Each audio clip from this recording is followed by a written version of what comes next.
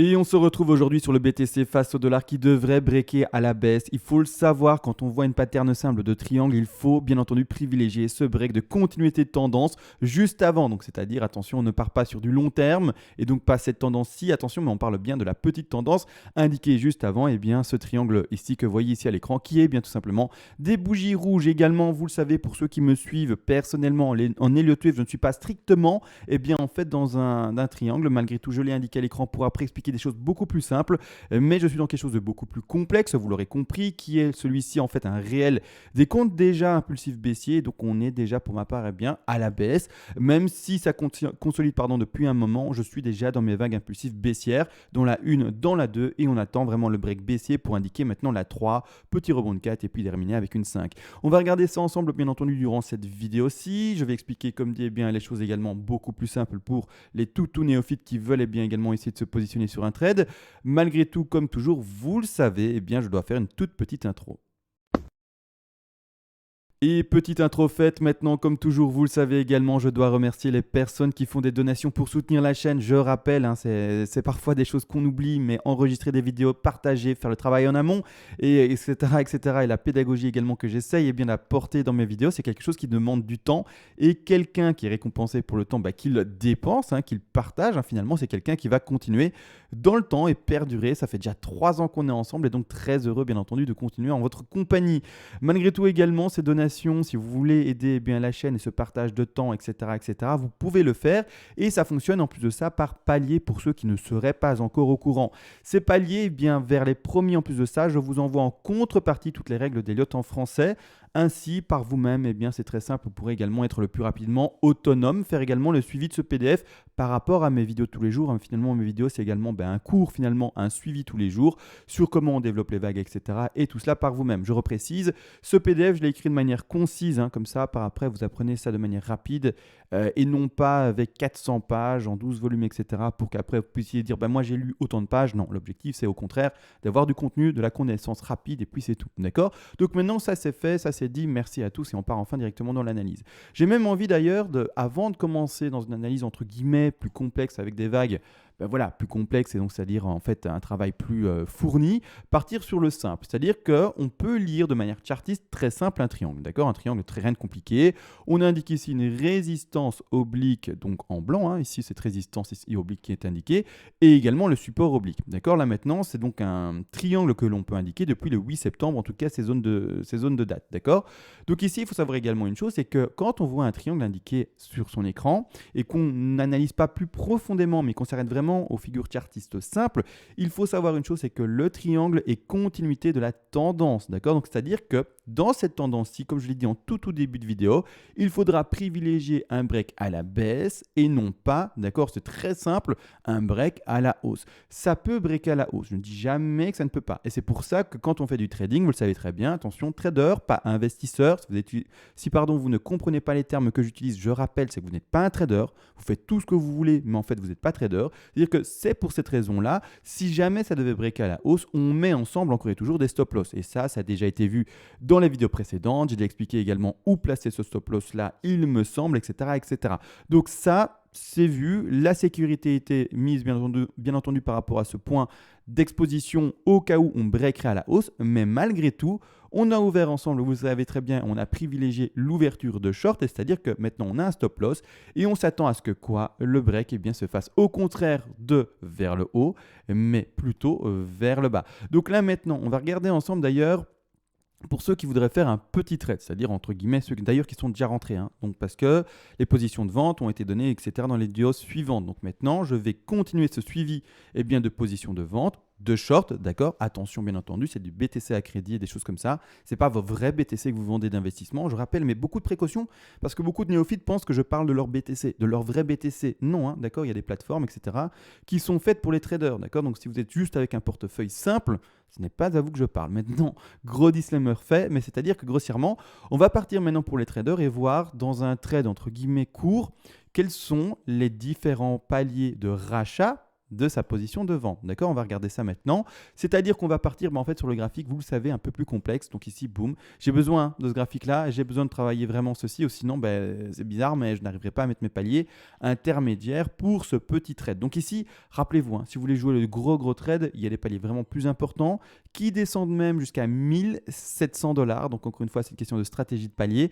Mais ici, clairement, il faut comprendre qu'on peut également jouer un trade plus court, et c'est-à-dire que ce trade-là, si vous êtes bel et bien rentré, eh bien, tout simplement, sur la position de vente qui était aux alentours des 10 800 et 10 600 $, la baisse est à voir comme suit. Donc, c'est-à-dire qu'on va prendre, encore une fois, et toujours désolé d'ailleurs pour tous les dessins, je vais d'ailleurs en mettre certains en retrait parce qu'on ne parle pas finalement de ces grandes vagues en l'occurrence. Donc ici, je remets la 1, la 2, celle-ci également en retrait. On va vraiment parler de toutes petites vagues, d'accord? Donc vraiment ceux qui veulent faire un trade, c'est-à-dire qui s'étale sur peut-être un jour, 2 jours, 3 jours, une semaine grand maximum, si on met du temps à descendre entre guillemets. C'est-à-dire que clairement, les premiers objectifs de cette vente sont les suivants. Donc je prends mon Fibonacci comme toujours, je l'installe au sommet de la 2 actuelle, d'accord, donc qui est ici pour moi, qui s'est passé le 6 octobre, et par rapport, on va regarder cet objectif baissier. Objectif baissier, normalement minimum, ce sont les 161,8% de Fibonacci, d'accord. Par après, comme toujours, il nous faut un rebond. Le rebond de la 2, dans ce contexte-ci, a été plutôt fort, c'est-à-dire qu'il a été transpercé les 61,8% de Fibonacci, légèrement au-delà finalement de notre zone de vente. Il a été chercher les 76,4, même un peu plus, tout simplement, et c'est-à-dire que maintenant, on devra revoir un rebond de 4 assez faible. C'est-à-dire qu'on ne va pas privilégier les 38,50, mais on va plutôt privilégier les 23,6, 38,2 et encore. Donc, c'est-à-dire qu'ici, on ne va pas privilégier un gros rebond qui va chercher, comme dit ici, les 38,50, d'accord, mais au contraire, un petit rebond qui va retrouver ici tout simplement les alentours des 9 550 $. La 3, je pense ne pas avoir dit son chiffre, ce sont les 9 160 $. Et enfin, on peut terminer le travail avec les premiers take profit partiels à mettre en place au cas où on lirait une 3 qui est faible. Maintenant, si vous vous dites, on va casser en fait un triangle chartiste simple qui est occupé de stabiliser dans son prix, finalement, entre plus précisément les 9 900 et un peu plus haut ici les 10 000, 11 000 $, que ce triangle pour vous, par après, une fois qu'il sera break, signifiera une grosse, ou en tout cas un gros retour de volatilité, et que vous vous dites ça va enfoncer plus fortement que le Fibonacci des 161,8 pour la 3. Dans ce cas-là, vous donnerez, vous aurez compris, des TP avec des intensités qui sont plus fortes en baisse. C'est-à-dire que là actuellement, on va prendre encore une fois et toujours son dernier Fibonacci d'extension. On va le placer et je pars ici expressément, vous l'avez compris, dans cette expression de 3 faibles. On va refaire l'exercice par après pour une 3 forte, mais clairement, on part comme suit pour premièrement une 3 qui est faible. Ainsi, on a encore et toujours des TP qui sont rapidement accessibles. Et si jamais vous auriez, entre guillemets, prévu une chute trop forte et qu'on ne la faisait pas, ça peut-être serait mauvais pour vous dans le sens où vous ne prendriez pas ces TP-là. Donc ici, clairement, on met d'abord des TP entre guillemets rapides. Comme ça, on est sûr au moins d'avoir un retour sur son trade ou alors également sur son investissement. Mais là, maintenant, c'est autre chose. On est vraiment en trading. C'est-à-dire que dans ce contexte-ci, les objectifs de rachat, déjà maintenant, pour ceux qui sont rapides, finalement, sur ces mouvements de prix sont les 100% de Fibonacci. Donc ici, je mets un rectangle vert. D'accord. Donc c'est vraiment ceux qui veulent jouer, vous l'avez compris, un petit trade, entre guillemets, en termes de laps de temps, si on peut s'exprimer comme suit. Ici, ensuite, on a les 161,8% de Fibonacci. On termine également, vous l'avez compris, avec les 261,8% de Fibonacci. Donc ici, 3 TP à indiquer majeurs. Vous pouvez en mettre plus si vous voulez, mais dans ce trade-là, si vous jouez vraiment tout le mouvement, il y a un TP à placer précisément à 8 521 $, un deuxième TP à placer à plus précisément 7 881 $ et également un troisième TP à placer, comme vous voyez ici, à 6 853 $. Ici, on travaille vraiment une toute petite vague, vous l'avez compris, mais déjà des take profit partiels qui indiquent une baisse potentiellement assez forte qui irait de nouveau jusqu'au 6 850. Donc vraiment, il faut s'attendre et on peut s'attendre à une baisse qui irait voir cela, bien entendu. Désolé, pour ceux qui ne sont pas au courant, j'ai également un petit chien, je ne sais pas si on l'entend, mais il est en train de jouer en fait avec... il est occupé de jouer avec la porte d'une grille. qui fait partie de sa cage, mais peu importe. Ici maintenant, on part ici clairement dans cette expression-ci, d'accord, avec 3 TP. Ne pas oublier également mettre un take profit partiel de sécurité, donc c'est-à-dire ce TP, à quoi est-ce qu'il sert? Il sert également à couvrir les frais. Si par exemple dans votre trade, vous êtes payeur, c'est-à-dire que vous avez du funding. À ce moment-là, vous avez des frais pour tenir votre trade dans le temps et bien entendu, ça coûte de l'argent. Dans ce contexte-là, on vend ou plutôt on rachète un peu de sa position pour pouvoir avoir un peu de bénéfice et dire ben voilà, je paye au moins ces frais-là. Après, si le trade se passe bien et que ça casse à la baisse, tout simplement, là je déplacerai tout simplement mon stop loss à mon point d'entrée, voire même légèrement dans le vert et ainsi mon exposition par rapport à mon stop loss sera annihilée et n'existera plus. N'empêche, le premier finalement, take profit partiel de sécurité, vous pouvez l'indiquer en double bottom dans ce cas-ci. Donc ici, attention, je ne parle pas de bottom des 3000 ou d'autres, je parle vraiment dans la time frame où on s'exprime ici en daily par rapport à ce qui s'est passé. Le dernier bottom, si on peut l'appeler ainsi, c'est fait le 8 septembre en année 2020. C'est-à-dire qu'on peut mettre ici tout simplement un premier take profit partiel aux alentours, comme vous voyez ici, des zones de prix qui se situent aux alentours, comme dit, des 9900 $. Donc une chute légère, on va chercher ce bottom-là qui peut être utilisé comme support. Donc c'est pour ça qu'encore une fois et toujours, on utilise également d'autres indicateurs que juste les low to wave. On utilise également les supports, les résistances et d'autres choses comme ça pour indiquer également, s'il le faut, certains TP. Donc ici, TP de sécurité à mettre en place. Vous prenez 10%, 5%, vous prenez également peut-être que 15%. Enfin, c'est vous qui voyez ça, bien entendu. Mais vous devez, dans votre stratégie, prendre un peu d'argent pour pouvoir après couvrir, payer ces fameux frais. Maintenant que ça a été vu, il faut savoir une chose également, c'est que ce que vous voyez à l'écran et ce qui a été développé actuellement à l'écran, ce n'est que le début, malheureusement. Alors je suis désolé, pour le moment c'est clairement ce que je vois, mais le début d'une chute. C'est-à-dire que là on vient d'exprimer un tout petit trade, d'accord? Parce qu'en fait ce trade-là va s'exprimer par après dans des vagues, et pas ce trade-là, mais ces vagues qui viennent d'être dessinées à l'écran vont s'exprimer dans des vagues un peu plus grandes. C'est comme des poupées russes, d'accord? Donc ici 1, 2, 3, 4, 5 que l'on voit en rose. Je vais lui mettre un petit degré sympa. Je vais le mettre comme suit en intermédiaire. D'accord? Donc ici, 1, 2, 3, 4, 5. Mais attention de cela, ceci et ces vagues roses qui sont légèrement plus grandes que les vagues jaunes que je viens d'indiquer maintenant, font elles-mêmes partie d'une poupée, c'est-à-dire finalement d'une vague encore plus grande. Et cette vague-là est ici. D'accord? Je vais également du coup lui mettre un degré qui est un peu plus correct, c'est-à-dire que je vais le mettre en primaire ici, comme suit, et c'est-à-dire que je vais également montrer les vagues. Donc tout cela, d'accord, 1, 2, 3, 4, 5, permettra par après de décompter l'énorme vague qui est la dernière C. Alors là, tout simplement, c'est ce que je montre régulièrement au début de vidéo. Rappelez-vous, est-ce que j'ai préparé cela? Non, je ne l'ai pas fait, mais rappelez-vous, vous le savez très bien, la zone de vente ici aux alentours des 12 000, 12 500 a été vue par rapport à la très grande ABC. Donc ici, vous le voyez, A, B et C, c'est-à-dire que clairement, on va la mettre en visible maintenant, comme suit, et on retrouve une A, une B et une C. La zone de vente a été trouvée, vous le savez très bien, par rapport aux 123-127% de Fibonacci. Donc on installe ensemble son Fibonacci ainsi.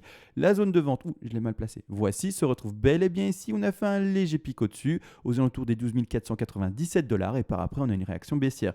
Réaction baissière qui devrait se confirmer et perdurer dans le temps, bien entendu, pour donner des opportunités d'achat. Maintenant qu'on a vu cela, et pourquoi finalement, en fait, je m'attarde beaucoup par rapport finalement à cette ABC, parce qu'elle doit, et il faut bien le comprendre, se terminer en 5 vagues. Actuellement, en décomptant cela, vous voyez, en décomptant les vagues qu'on a actuellement. Et donc, je vais aller sur un graphique vraiment plus léger, vraiment plus, vide. C'est-à-dire que, hop, je vais même ici, clairement, retirer mes petites flèches et tous les petits dessins que j'en ai fait. Donc, je retire ça, je retire cela, cela, cela et cela. C'est-à-dire qu'en fait, pour le moment, si jamais, d'accord, on voudrait dire qu'on serait dans une C, d'accord, attention, donc je vais le dessiner, dans une C qui serait en tronqué, une C qui serait très faible, ou des choses comme ça, et dire que du coup, ce serait déjà boule maintenant, donc A, d'accord, B, et puis après C, et dire, voilà, la C est déjà finie, bon, pour moi, elle est trop courte, mais clairement, on pourrait le dire, pourquoi pas, d'accord, maintenant, pour moi, c'est vraiment trop court. Mais malgré tout, on pourrait le dire, mais ce qui me gêne, c'est que là, je n'ai que 1, 2 et 3 vagues potentielles. Vous voyez, potentiellement, en fait, je n'ai que ça. A, B, et C. Et donc, je vais l'indiquer en blanc pour vraiment montrer comme quoi je le compte en 3 vagues. Donc, 1, 2, 3. Je n'en ai pas 5. Je ne parviens pas à trouver 5 vagues là-dedans. D'accord? Donc, clairement, pour moi, je ne termine pas ma C. La C, cette C en jaune, hein, que l'on voit ici, en fait, doit se terminer en 5 vagues et non pas en 3. Étant donné que je n'ai toujours pas 5 vagues de visibles à l'écran, je ne vais pas terminer ma C et ne pas dire que c'est fini. D'accord? Soit, clairement, on s'est trompé depuis le début, on n'est pas dans une C et on est dans autre chose. Et à ce moment-là, on se repositionnera, on fera un nouveau décompte et on verra plus précisément dans quoi on est pour les futurs trades à venir. Mais autrement, je n'ai toujours pas d'invalidation. Au contraire, le scénario est tenu depuis plus de 6 mois à la perfection, étant donné qu'on a vu le rebond ensemble depuis les 4 000, 5 000, 6 000 dollars jusqu'aux 9 000 et même jusqu'aux 12 500. Donc ici, clairement, tout se passe à la perfection. Donc ici, pour le moment, pour dire, je ne finis pas ma C, étant donné que je ne vois visiblement que 3 vagues à l'écran. Et donc, je m'attends encore et toujours également à une chute consécutive. Pour ceux qui se posent rapidement en fin de vidéo également, jusqu'où peut avoir lieu cette chute, on va encore vite le refaire également. Parce qu'il faut que je le fasse finalement. Hein. C'est-à-dire qu'on place ceci ainsi et les objectifs majeurs de rachat de cette position-là sont les suivants. Donc ici, des petits rectangles verts étant donné que c'est position d'achat. D'accord ? Majeur, il y a des mineurs que vous pouvez mettre encore une fois sur les Fibos intermédiaires. Ça, je vous laisse faire. Je ne vais pas expliquer ça aujourd'hui en vidéo parce que sinon la vidéo va être trop longue. Et je vais perdre finalement tout le monde. Première position majeure, ce sont les 61,8. Donc, c'est-à-dire que je m'attends fortement à avoir au moins le BTC atteindre les 8 353 dollars. Par après, elle peut toujours aller plus bas. Bien entendu, on fonctionne par palier. Hein. Donc ici, on met également un TP aux alentours des 5 819 dollars pour ceux qui sont sur un trade vraiment plus long terme et pas sur le petit trade que j'ai expliqué il y a de ça maintenant peut-être 5 à 10 minutes. Troisième TP à placer majeur également qui va se situer en double bottom, c'est-à-dire par rapport à la date ici du 13 mars, donc qui a été retrouvé le prix des 4 000 dollars, 3 900 selon les échanges. Et pour terminer, et c'est très important de le comprendre également, on met un take profit partiel, même si vous n'y croyez pas, votre stratégie doit être hors émotion, hors également pressentiment et lecture d'avenir. Donc vous ne savez pas où va le prix, je ne sais pas où va le prix, et donc dans ma stratégie, ce que je fais, c'est que je mets un TP également tout simplement aux 161,8 de Fibonacci, qui sont plus précisément les 1700 dollars. Retenez bien ces 1600 dollars parce que c'est 1700 dollars parce que si un jour on y arrive, vous direz merci en effet, personne ne les annonçait, personne ne les voyait, mais pourtant moi je les mets bel et bien dans ma stratégie d'investissement et également dans ma stratégie de trading. Donc ici clairement tout a été vu actuellement, il me semble. Désolé pour les bruits environnants. Je fais au mieux avec ce que je peux. Là, mon chien qui fait du bruit. Là, à côté, mon voisin qui fait tout simplement des travaux. Heureusement que le bébé ne pleure pas, sinon là, je ne m'en sortirai plus. Mais clairement, là, voilà. Je fais en tout cas avec les moyens qui me sont proposés, entre guillemets, de manière acoustique en ce moment. Sur ce, je vous souhaite vraiment à tous une bonne journée parce que finalement, on ne commence que l'après-midi. On se retrouve, je l'ose espérer également, à demain et ciao.